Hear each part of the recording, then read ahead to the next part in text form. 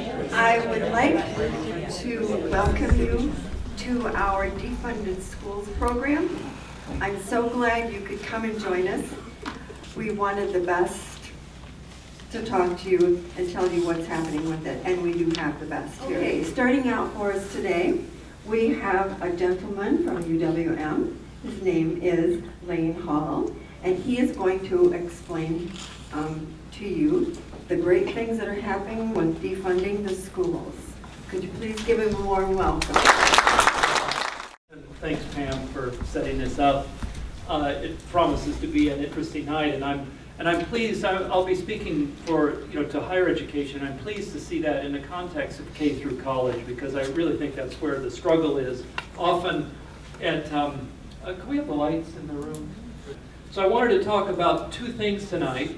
I wanted to talk about the proposed budget cuts and what that means, just kind of a real quick overview, because I think people now understand that these cuts are really devastating to the university system and to higher education. So I wanted to talk about that, and then some of the implications in terms of the proposal to move into public authority, which is Walker's proposal, and there's been a lot of pushback from both people, I guess from across the political spectrum. There are two proposals. If you've been following the news, you know this. So there's a massive budget cut. Now, one of the things that really bothers me when I hear people talk about this, and when I hear the press relate to it, is they never talk about why there is a state deficit. We all know that it's a manufactured deficit, right? I think when Walker came in, he could blame Doyle, but then with the great surplus that he had after all the cuts in terms of Act 10 and all of these other cuts that workers took, and because of the corporate giveaways and kind of feel-good property owner giveaways, we end up with this big deficit.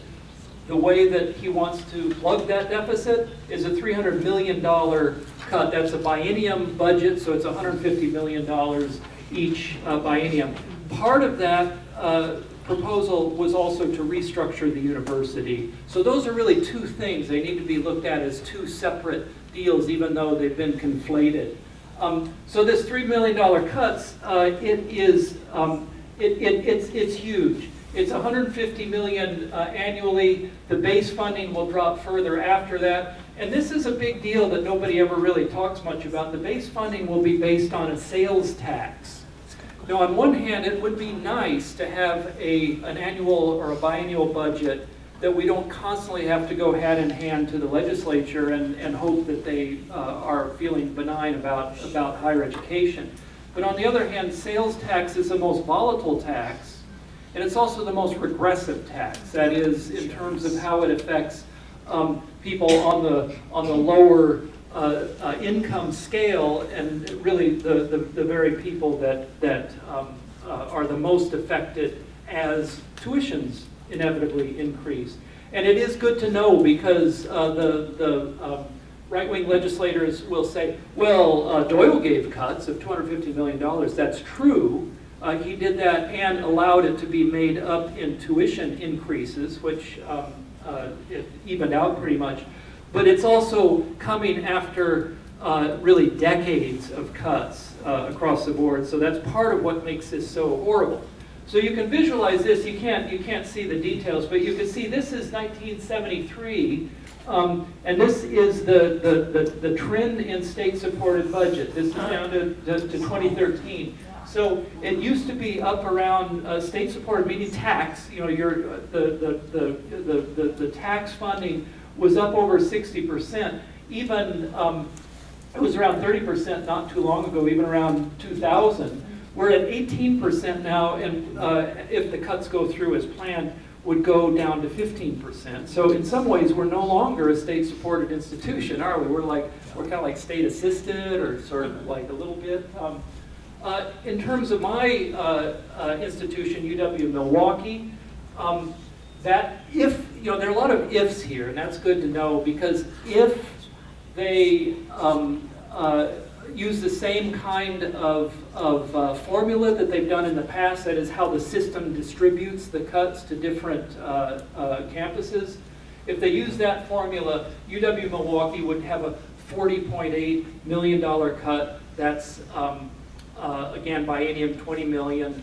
And it's effective in a month, 2 months. And this is one of the things that's, the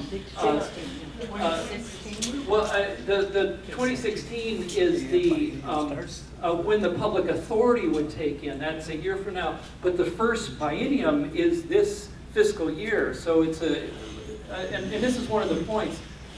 Imagine an institution that learns in March, it's not even clear yet what it is, but learns in March that there's going to perhaps be a $20 million cut, and you have to make it by fiscal 1, which is July 1st. Where do you get that money? It's all spoken for. It's all done already of the year. The only place to get it is through layoffs. It really is the only place to find that. So the restructuring of the system, you don't need to read this, but this is part of the right now chapter 36 is the thing that's the Wisconsin idea that's in state legislation, the state law. It's in state law. This is that famous part. This is the strikeout that Walker's people have done, and this is the famous part. This is right now part of our Wisconsin idea. Basic to every purpose of the system is the search for truth. That's that one that they actually struck out of the Wisconsin idea. Now Walker was embarrassed by that because it was pushed back. He said, "Oh, we didn't mean that. That was just some low-level guy that did that." But it still hasn't been put back in. It has not been put back in yet. So that's interesting. You've got to watch these people, really, really carefully. So what might be, again, this is all speculative because they're very, very, very slim on details. What might be up for grabs? Faculty tenure, might be faculty, staff, and student shared governance. I just want to kind of quickly mention this because while from the outside this seems like, oh, well, what's the big deal, shared governance, they're really going after it. Personally, I don't believe they're going to take away faculty tenure because Madison will no longer be a viable institution in terms of its research money. It would no longer be competitive to get top talent for its research. So I don't think that they're going to go after that, though they hate it in general. We see Robin Voss always goes after it publicly. But I do think they're going after shared governance. Now, shared governance is just as simple. We have a very kind of Jeffersonian democratic system set up where students have a student assembly, faculty has a faculty senate, staff has a staff senate. Everybody's elected by the bodies that they represent. Each one of those have kind of an executive committee. I'm on the university committee, which is the executive committee of the faculty senate. And all of those at that level, we have a seat at the table when things are discussed that affect us with administration. It's that simple. So when I look at that, I look at a really kind of laudatory situation where we are actually structurally walking the walk of democracy. It seems to me that when our current legislators look at that, they don't see democracy. They see a kind of horizontal power structure that basically goes against the grain of the kind of corporate hierarchical structure where a chancellor acts as a CEO and can unilaterally make decisions and basically by decree change policy. So that's why that's a big deal, and we're fighting and we're really struggling with that one. There are other things that, like how sick leave accumulates, student financial aid, programs and studies, minority grants, and even, as you might know, they took away the funding for Wisconsin Public Radio and public broadcasting, yeah, which is so you'll see like big pushes for fundraising. So and even like crazy stuff that's locked into Chapter 36, that's locked into the law. If you know university campus at all, there's that lovely little Downer Woods. Do you all know Downer Woods? Yes. Well, Downer Woods is protected by state statute because it's in Chapter 36 in the law.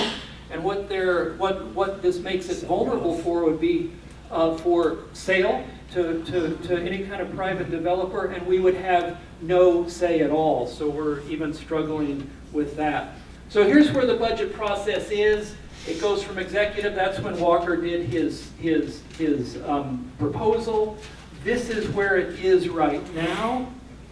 And it's kind of on the tail end of this. It should be coming out of this pretty soon. And by June, it should go back to Walker's desk for either affirmation or veto.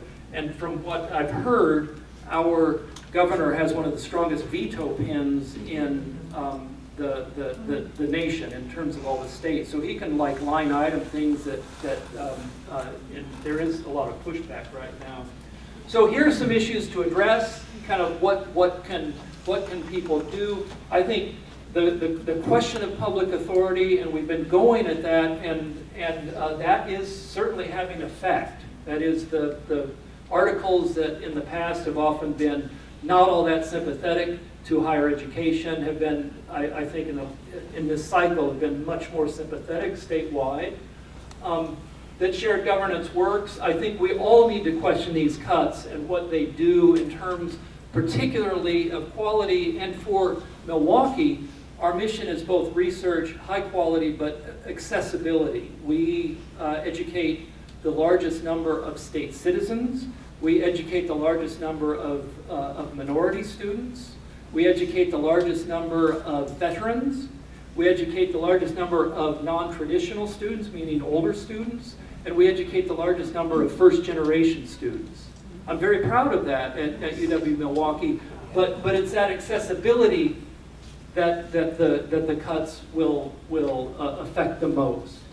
I think the human cost and economic cost through layoffs, we already see this happening in a benign way so far with trying to kind of make retirement agreements and things like that. It will move from that phase to a much more vicious phase. I don't envy any of the administrators' jobs in the next year, because it will be a kind of depressing and cruel place to be working. These are the people that make the decisions. The Joint Finance Committee is very powerful in this. Our own administration is also a kind of hierarchical one where the chancellors, all that Senate stuff, all that shared governance stuff, finally reports to the chancellors. The chancellors deal with the regents and the system president. That's Ray Cross. And then the system president deals directly with the legislators and the Joint Finance Committee. And finally, you can't read that, but these are the people in our area that are our closest members on that Joint Finance Committee. I don't know how many of you were at that public hearing at Alverno a couple weeks ago. I think a lot of you in this room probably were, but it was quite a scene to see. If there were so many people, if you got there at 9 in the morning and signed up, you were getting called at 4 in the afternoon to have your 2 minutes of say. And there was this on the dais was this massive number of politicians, mostly looking at their cell phones and looking bored and allowing the performance of democracy to proceed. So I think with that, I hope that's helpful, and I hope that was clear, and I will now turn it over to any of my fine colleagues and fellow strugglers.